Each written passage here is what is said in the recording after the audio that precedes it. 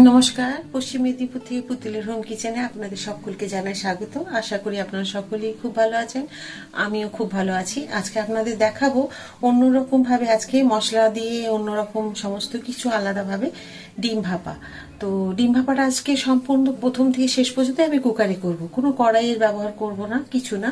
তো প্রেশার কুকারে আমি আগেই ডিমগুলো 3টে ডিম সেদ্ধ করে নিয়েছি, আর কুকারেই এখন আমি দিয়ে দেবো একটু পরিমাণ মতো তেল। যেইটুকু আমার তেল লাগবে 3টে ডিমের জন্য সেইটুকু তেল পরিমাণ দিয়ে দিলাম।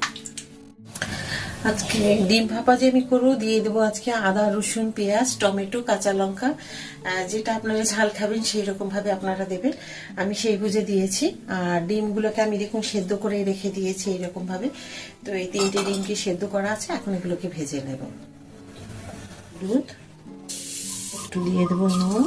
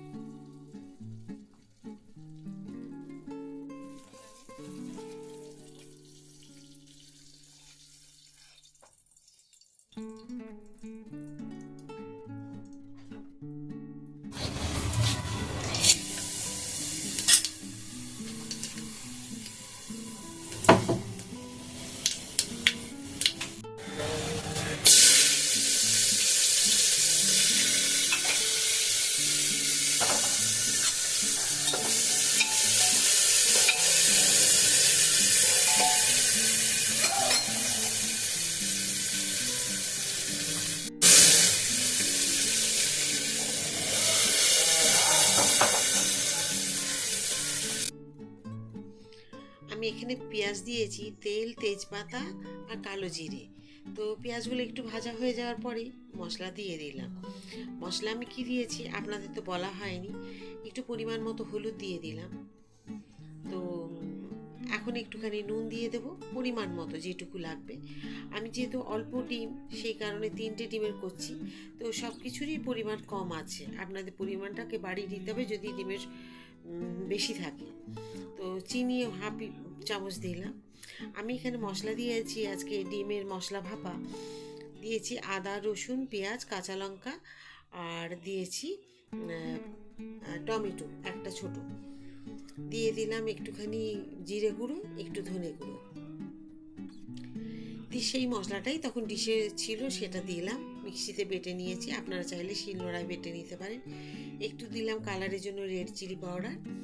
ব্যাস সব কিছু দেওয়া হয়ে গেছে। এখন এবার হাতা দিয়ে আমি 1 মিনিটের মতো একটু লো ফ্লেমে এটাকে কষিয়ে নেব। বেশি সময় কষানোর দরকার নেই, কারণ পরিমাণটা কম। যদি বেশি থাকে তখন হয়তো 2-3 মিনিট লাগবে। তবে হ্যাঁ, একদমই হাই ফ্লেমে কষাবেন না। দেখুন খুব সুন্দর হয়ে গেছে কষানো, মানে মশলাটা ভাজা। কারণ হাই ফ্লেমে দিলে পুড়ে গেলে তেতো লাগবে। ব্যাস আমি ডিম দিয়ে দিলাম, আর একটুখানি 1 কাপ জল দিয়ে দিলাম এর মধ্যে, কারণ এটা তো ঝোল ভালো লাগবে না। ভাপা জিনিসটাই তো একটু মাখা মাখা, এটাই ভালো লাগে, আপনারা তো জানেনই। তো ব্যাস ওইটুকুই জল দিয়েছি, ওর থেকে দেওয়ার দরকার নেই। আর ডিম তো এমনি সেদ্ধ হয়ে আছে, তার জন্য জলের প্রয়োজন বেশি নেই।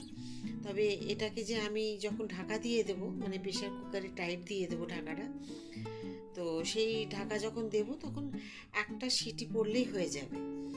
তো আমি দিয়ে দিলাম একটু কসুরি মেথি, আপনারা চাইলে ধনে পাতাও দিতে পারেন, তো কসুরি মেথিটা দিয়ে দেখবেন খুব ভালো লাগে।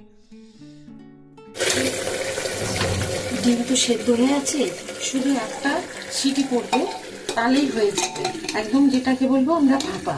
তো ঠিক এইরকম ভাবে আমি গ্যাসের টাইট দিয়ে দেবো, একটা সিটি পড়বে, বা 5 মিনিট আপনারা এমনিও নর্মাল রেখে দিতে পারেন।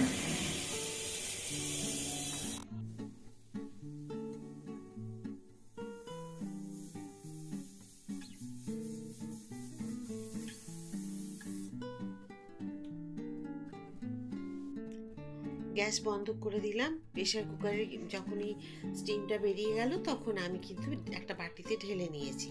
দেখুন দেখতে খুব সুন্দর হয়েছে, আর রান্নাটা কিন্তু খুব সুন্দর একটা গন্ধ বেরোচ্ছে। আমার ঘ্রাণ শক্তি দিয়ে আমি যেটুকু গন্ধ পাচ্ছি আপনাদের কাছে সেটাই আমি প্রকাশ করলাম। আপনাদের যখন নিজেরা তৈরি করবেন বুঝতে পারবেন। তবে একবার অবশ্যই এইভাবে তৈরি করে খান। তবে এই রান্নাটা কিন্তু আপনারা কড়াইও করতে পারেন, যেরকম আমরা ভাপা করি কড়াইয়ের মধ্যে, ওইভাবে করলেও হবে। তবে এই রান্নাটা আপনি কুকারে করলে খুব তাড়াতাড়ি হবে, আর খেতেও কিন্তু খুব ভালো লাগবে। অবশ্যই একবার করবেন, আর কেমন হলো কমেন্ট করতে ভুলবেন না। যদি ভালো লাগে প্লিজ লাইক, সাবস্ক্রাইব আর শেয়ার করে দেবেন। আর প্রতিটা ভিডিওতে যেমন আপনারা আমার সাথে থাকেন, কমেন্ট করেন, খুব ভালো লাগে আমার। দিদিভাই তো আমাকে প্রত্যেকটা ভিডিওতে দেখে লাইক করে কমেন্ট করেন, আমি আপনার খুব প্রত্যেকটা কমেন্ট আমি দেখি, ভালো লাগে। শেষ করলাম ভিডিও।